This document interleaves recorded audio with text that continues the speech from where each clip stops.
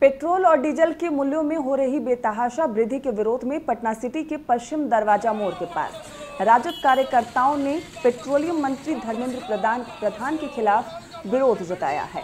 जहां राजद कार्यकर्ताओं ने गाड़ी में रस्सी बांधकर खींचते हुए नजर आए। साथ ही कार्यकर्ताओं ने पेट्रोलियम मंत्री के खिलाफ जमकर नारेबाजी की। इस मौके पर कार्यकर्ताओं का कहना है कि जनता पहले से ही लॉकडाउन की वजह से बेरोजगार हो गई है और ऊपर से पेट्रोल और डीजल के मूल्य वृद्धि कर आम जनता को महंगाई की आग में झोंकने का काम सरकार कर रही है।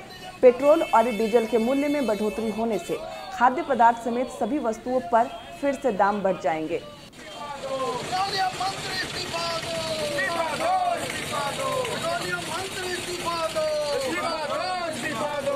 की जब सरकार आई है तब से बड़े बड़े वादा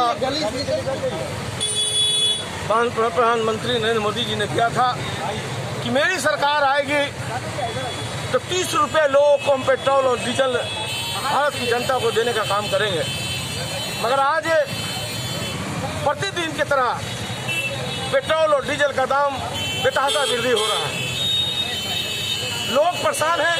कोरोना से महामारी में भी लोग परेशान हैं। कल कारखाने सब बंद है, उद्योग बंद है।